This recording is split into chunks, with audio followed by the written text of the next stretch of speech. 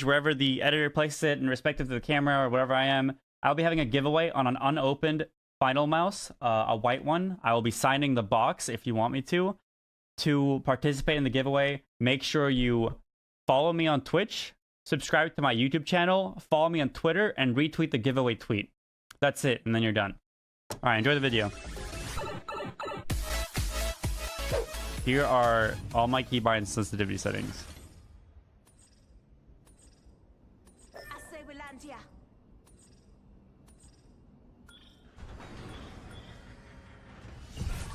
I'm going to do a video today showing some tricks on my stream and also showing my launch settings all in detail, as well as how to make an auto execute, what I put in my auto execute, the animation cancel basically, when jumping from high, like kicking the ground, but the timing of it, and I'll show you. As I said, I'll show the hover thing. I will show you my launch options and how to set up and make an auto execute. How do you see if it's player drop? See these blue circles on the map right here? That means it's random. See the blue line? That means we can pick it up. So that means those are random drops. If you see a blue drop early as it's coming down a line and it disappears, it's a player drop.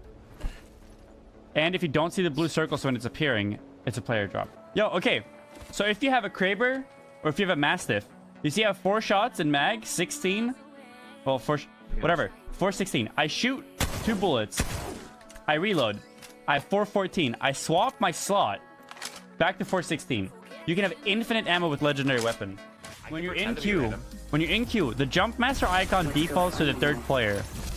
But if Moon picks his character through auto selecting, that means not clicking the character and locking in. And if he just lets it run out without selecting a character, it'll pick his most recent picked character, but it won't give him jump master anymore. It'll give jump master to the person that picked his character, like by clicking, or randomizing it between the 2 that did. So if he clicked it, he'll get jump master. If he didn't click on his character to lock it in, it'll give it to someone else. So that way, if he's BRB or AFK, he's not the one that drops. Big brain from Respawn. I like that. Okay, this is cool. If you're a Wraith and you're grappling and you're like, fuck, I'm getting shot at. I want to go all the way over there.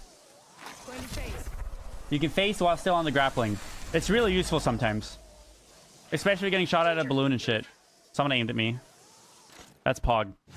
Wingman, like some of the other pistols, your first shot is 100% accurate towards the middle. The only reason I'm changing like where I am is because of the crosshair moving. But the very first shot of your wingman is accurate. Also here, if you're playing in bunker, you've probably seen this already. You can go up there. You can stand on it. You can also, if someone's blocking a door, I blew this up. You can kick the door either to open it or to break it. Let me show you guys how to do the hover thing.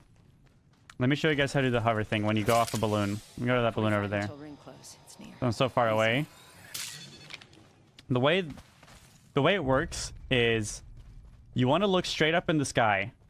And then you want to free look around and try to fly in towards mountains or walls or buildings or high hills. Because that animation when you start flying that will send you upwards and get more airtime is an animation that gets triggered when you're close to like terrain, when you're close to a mountain or a building or a wall.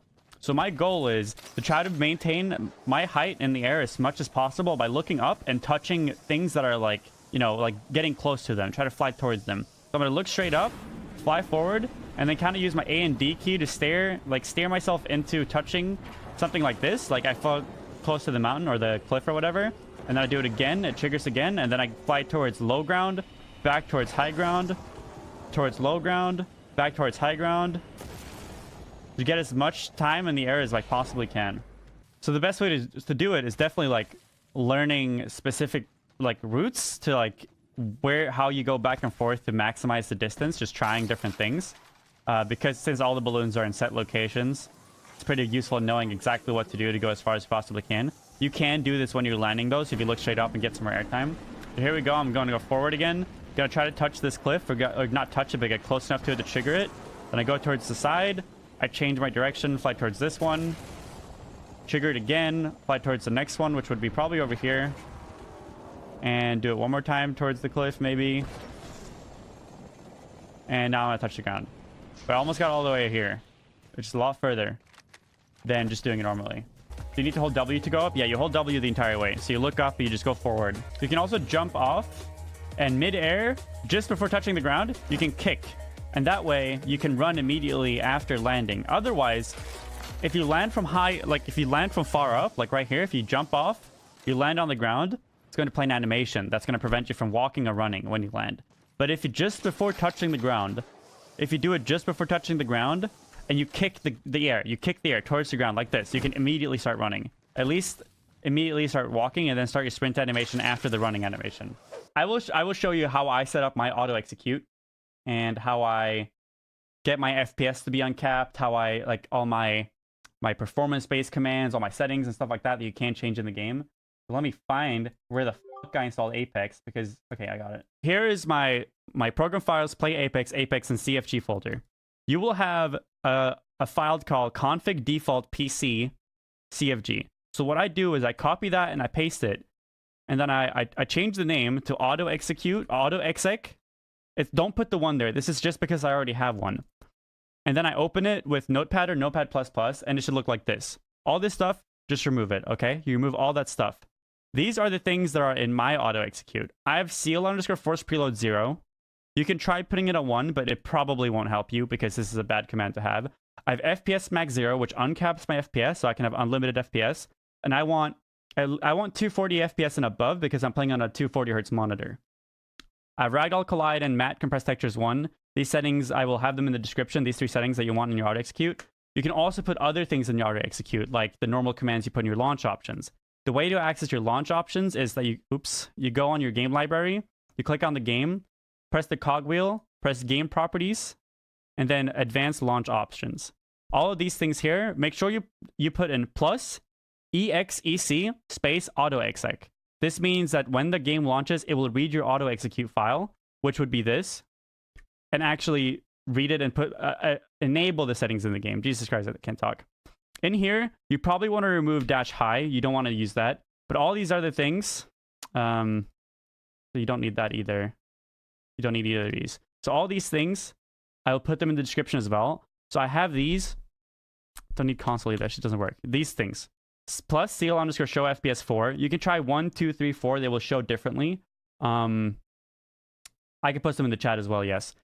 1, 2, 3, 4 will show differently. This is the white text on the top left of my screen when I'm playing. My editor will show you, probably just fucking highlight part of the game, and it's the top left. Full screen just means that you play the game in full screen. Novid disables the launch video. So when you launch the game, there's a video that plays. This disables that. -force no vsync, make sure that you don't have any vsync on.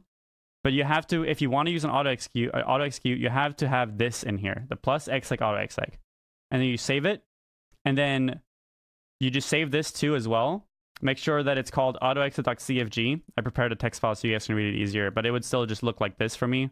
This is what it looks like, my auto execute. I don't want that enabled, actually. I'm gonna turn that off right now.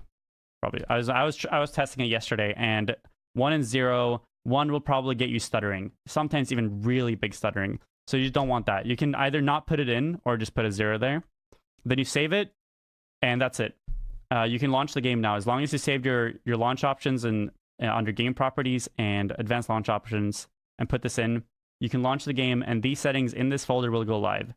Make sure it's a CFG file though. Let me post these in the chat for you guys. There you go. Okay. Now go back to the game. What's auto execute? It's a folder that you put in. It's basically just telling the game what settings to enable or disable. So you can put a bunch of the console settings in there. So for instance, like the compressed textures one or FPS_max 0, I put that in my auto execute. And that tells the game that I want my game to be uncapped on its FPS. I don't want a limiter on my FPS. So you see in menus, I'm getting 1,300 FPS. I'm getting like 1,900. Sometimes in some screens, even 3,000, 2,000. This is because the auto execute folder is telling the game, hey, I want these settings to be set in this specific way. But there's no FPS setting in video or gameplay or anything. So by putting that in there, you can uncap the FPS because you're telling the game to do it regardless of the setting not existing in the actual game. Is your command to change hertz? As I can't quite reach the consistent 144 on my PC. So if you don't have your Windows settings set to specific refresh rate, what you want to do is go in here, either in the auto execute or in game properties, and add refresh, or no, dash refresh, sorry. Dash is the fucking one line, isn't it? Minus refresh space and then the refresh rate you want. So that will set the game to that refresh rate. But as long as your Windows monitored like hertz is set to 240 or 144, you don't need to put that in.